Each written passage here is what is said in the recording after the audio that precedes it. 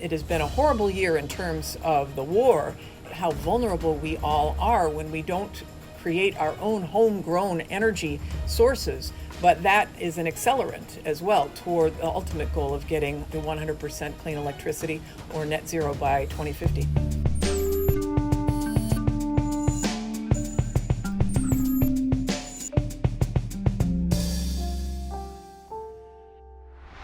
Hello and welcome to GZERO World. I'm Bremmer, and today, how new legislation in the United States is changing the global fight on climate change. The passage of the rather strangely named Inflation Reduction Act revived a sputtering Biden administration and itself represents the single largest climate spending package in U.S. history. Talking with me about how the new law could help the United States and the world respond to climate change, I'm joined today by U.S. Energy Secretary Jennifer Granholm. And later, a look at how modern technology is affecting the battlefield in a GZERO special report from inside Ukraine. But first, the landmark Inflation Reduction Act, or IRA, has helped breathe new life into a struggling Biden administration. Now, despite its name, it's not going to reduce inflation. Senate Democrats knew that well when they named the bill. They also knew how bad it would make Republicans or Joe Manchin look to vote against a bill nominally aimed at reducing inflation. Maybe the stealing candy from a baby reduction act was a little too on the nose. The new bill, however, does address climate change, and it does that by curbing the two greatest sources of greenhouse gas emissions, transportation and electricity generation. Of roughly $400 billion in total spending, $370 billion of that, so over 90%, will go towards climate initiatives. Experts project that by the end of the decade, the bill will reduce U.S. greenhouse gas emissions to 40% below 2005 levels, and that would put the United States about 10% closer to reaching the goal established in the Paris Climate Accord. The bill gets there by offering the private sector carrots rather than sticks. In fact, it's actually structured more like industrial policy than an environmental bill. For example, creating a national green bank of private funding for clean energy projects, including in poorer communities. The bill also provides $3.2 billion in tax credits for carbon capture initiatives, which incentivize oil, coal, and industrial sites to capture carbon emissions before they enter the atmosphere and store them underground. The process can be complex and costly, which is why many fossil fuel companies have so far avoided implementing it. But experts project that it could account for as much as a fifth of the emission cuts that are outlined in the IRA. The bill also provides funding for a simpler way to remove carbon from the atmosphere, planting trees, and it includes $20 billion for, quote, climate-smart agriculture that will enable farmers to store more carbon in their soil and their plants. The IRA's most interesting innovation may well be its response to a recent U.S. Supreme Court decision that curtailed the Environmental Protection Agency's regulatory authority. As part of a June ruling, the court determined that Congress must explicitly direct future regulatory action, including by the EPA. So the drafters of the bill in Congress amended the language in the Clean Air Act to specifically include CO2 produced by burning fossil fuels, and in so doing, they reaffirmed the EPA's mandate to issue greenhouse gas regulations, which the court had effectively weakened. On the day the bill passed, Senate Republicans waged a pre-dawn campaign to remove that language, but were unsuccessful. There's more to the bill that I don't have time to get into right now. Significant tax breaks to both companies and individuals that implement climate-friendly processes or move battery and critical mineral or clean energy manufacturing back to the United States. There's also plenty that's not in the bill, to the chagrin of climate advocates, like cracking down on industrial meat production. But my biggest takeaway, aside from the big price tag, is the bill's recognition that companies can't just cooperate in a government push to combat climate change. The private sector has to lead the way, with a few $100 billion worth of nudges from Uncle Sam. To discuss this historic piece of legislation, its geopolitical implications, and the climate crises to come, I'm joined by U.S. Secretary of Energy Jennifer Granholm. Here's our conversation. Secretary Granholm, thanks so much for joining me on GZERO World. You bet. Glad to be on. Let me start by asking you about this headline piece of legislation. Not a lot of people were optimistic it was going to get done. Spend 2 minutes just kind of giving the thumbnail for our audience here on what it's going to accomplish. Yeah, I mean, I think there's several pieces of this that are very important, several underlying goals. Number one is to reduce costs for people. And so this is part of the idea of lessening inflation to reduce the cost of people for their energy usage, as well as prescription drugs, et cetera. But in my realm, it's really giving people the opportunity, for example, to retrofit their homes to reduce their monthly energy bills, significant incentives to be able to install heat pumps or electric appliances, or if people are eager to try out solar panels, there'll be a 30% tax credit on that. So there's the reduction of energy prices at home. Similarly, the reduction of fuel prices for vehicles by incentivizing the purchase of electric vehicles, and for the first time incentivizing the purchase of used electric vehicles, a $4,000 credit in that instance at the dealership. But Ian, I think what is really exciting about this from the medium to long-term strategy is that it incentivizes the manufacturing of this energy sector in the United States. I say this as the former governor of Michigan, watching all of these manufacturing jobs go overseas as we bowed to the altar of free trade. And now we're saying, this president has said, enough is enough. We want to partner with business to create a manufacturing sector and the supply chain for that sector in the United States for these clean energy products, whether they're solar panels or wind turbines or electric vehicles, or the guts to that electric vehicle, which is the battery, which includes the critical minerals, as well as the anode, cathode, all of the materials that are now being manufactured elsewhere. So this is, to me, from an industrial strategy, this ability to incentivize the reshoring of manufacturing is a huge piece of the bill. So lowering costs, incentivizing the manufacturer, and then incentivizing the deployment of clean energy across the country to be able to address climate change. Significant incentives for renewables, significant incentives for nuclear, for advanced nuclear, for geothermal, for hydroelectric power, all kinds of energy that help to address the climate crisis. All three of those very important goals. How long before we will be able to classify the United States as a sustainable energy superpower, in your view? This is the biggest investment, and especially when you consider that all of the funding will require public-private partnerships. So there'll be private sector investment in addition to the public investment. $370 billion worth of investment in clean technologies has never been done before. It is massive, and it is likely to be double that if you consider what the private sector will be doing. And when you combine the bipartisan infrastructure law, which incentivized the advanced technologies like clean hydrogen, like carbon capture and sequestration, like long duration energy storage, battery storage. Though that funding, another $62 billion, combined with the CHIPS Act. So there's the bipartisan infrastructure law, sort of the backbone of next generation technologies, including advanced nuclear. The CHIPS Act is like the brain, because obviously you're funding the semiconductor industry in the United States, again, an effort to reshore that capability. And then the lungs of it is really this Inflation Reduction Act, which provides incentive for the private sector to really help to deploy this next generation technology. All three steps are such a boost to the United States and puts us in a leadership position.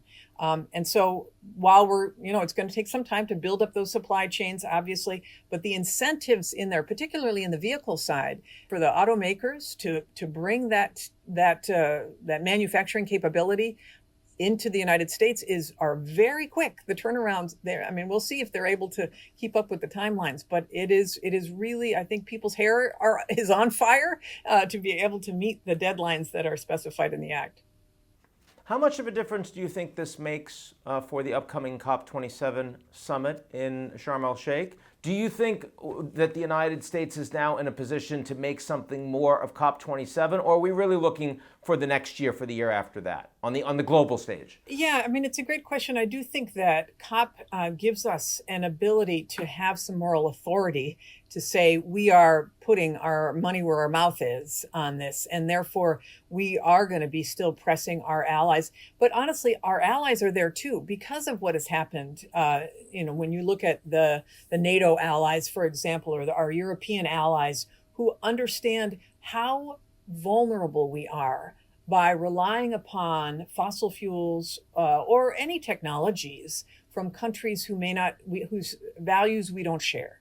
And so the ability to be able to band together to find solutions on the technology side to make sure that countries are energy secure because they don't want to have to rely upon Russia, for example. So the Europeans obviously are moving with alacrity in this direction. Germany, I think, saw in the first half of this year a 22% increase in solar. They need it. It's an existential question, obviously, because they have had such a great reliance upon Russian fuel.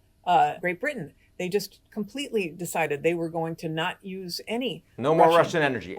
What does that tell you? They've got to move swiftly as well. So for people, it's not just a moral question. It's an issue of, can we get enough reliable energy for our people right now? And of course, because we're talking about the climate and every one of their citizens is experiencing these extreme weather events. So, it has been a horrible year in terms of the war and in terms of eyes open about how vulnerable we all are when we don't create our own homegrown energy sources. But that is an accelerant as well toward the ultimate goal of getting to 100% clean electricity or net zero by 2050. Now, of course, when we talk about the Russian invasion of Ukraine, this year, the Europeans are just doing everything they can to diversify away from Russian energy. And if that means more solar, so be it. If that means hydrogen, so be it. But there's also a lot more coal coming in and being burned by the Europeans too. The French are not where they need to be. They've got a lot of nuclear plants that are shuttered right now. How much is the United States doing? There is no doubt that, the U.S., obviously, we are at record levels of liquefied natural gas exports, obviously very important for the Europeans. The president made a commitment on that. We are working with them on technology advancements, but you're right, in this year, in terms of fuel switching, they have got to do what they've got to do to be able to keep the lights on. Totally understand that. But it does mean that their plans to move toward, clean energy, 100%, carbon-free electricity are moving fast too. And everybody looking toward the next generation of nuclear. So we've been talking, for example, with the Eastern Europeans, Poland very interested in small modular reactors, Romania as well. There's a lot of excitement about that next generation nuclear that we are working with these other countries on as well. Do you think that Americans, on a bipartisan basis, understand the need for global leadership as we fight a climate that is increasingly becoming very dangerous for all of us around the world? Yeah, I do think people understand it. They know it is global climate change. It is not just climate change in the United States, and that we've got to do our part by leading by example. We have to do our part by working in partnership with countries who would love to partner on technology roadmaps to get to their goals of getting to net zero by 2050. I think they know how critical it is that China, for example, reduces its CO2 pollution. And we need to continue to press on countries that are big emitters. We are as well, but the fact that we've been able to take this action and can say by all accounts that we'll be reducing our CO2 emissions by at least 40%. The goal is to get to 50% by 2030. We want to challenge other countries to meet meet those same kind of numbers. And obviously, it's not just us, it is the globe. And I will say this, I do think that in China and in India, in all of these countries, but you see the heat waves that are happening. It is not going to be acceptable for leaders in any country to ignore that. And people around the world understand what is causing these extreme weather events. And they are going to demand action. There's only so long that people can stay under a weeks-long, months-long heat dome that is killing people before people rise up. And so, every country has to do their part. Secretary of Energy, Jennifer Granholm, thank you so much for joining us. Thanks so much.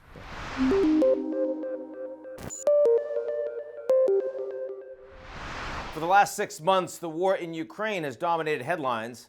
In this GZERO exclusive, we speak with a Ukrainian fighter who details how one common piece of consumer technology has found its way onto the battlefield. GZERO World's Alex Clement reports. One of the most important weapons in the war in Ukraine is the drone. Russian and Ukrainian forces alike are using them on the battlefield to find enemy positions and strike military targets. Some of them are large, military-grade combat drones, like these, which Russia has bought from Iran, or the Turkish-made TB2 drones used by the Ukrainians. But some of the biggest blows in this war have come in a pint-sized package. Both sides are using small consumer drones, the kind you can buy at a local electronics shop.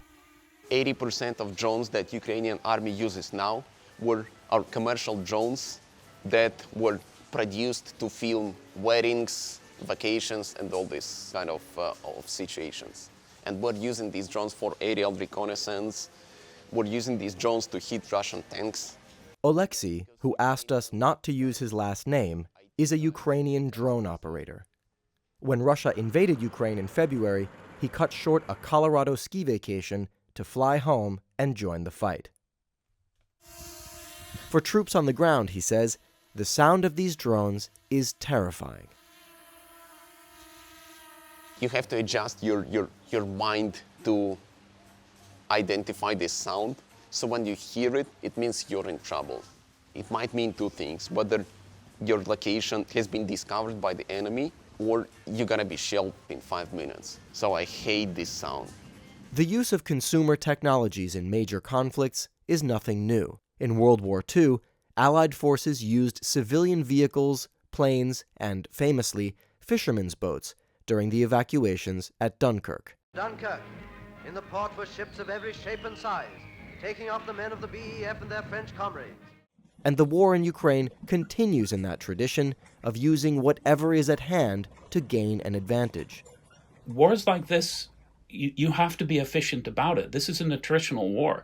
Ultimately, this is a test of the ability of both of these societies to prevail against each other in a whole societal test of strength. So being able to do things efficiently at low cost that are good enough is a really huge advantage. Experts say there are drawbacks to using consumer drones on the battlefield. They tend to break down more easily than military drones, they are easier to hack, and they have more limited capabilities. Still, both the Russians and the Ukrainians have deployed these drones to devastating effect in this conflict. A device that is able to generate 80 to 85% of the capability of a much more expensive system that will take 10 years to bring on board, but that can be available effectively tomorrow, is just enormous. But even as new technologies change the face of war, one thing remains constant. People are dying in a way that could break your heart and your mind. And I have no words to explain this, especially in English, but even in Ukrainian. For GZERO World, I'm Alex Clement.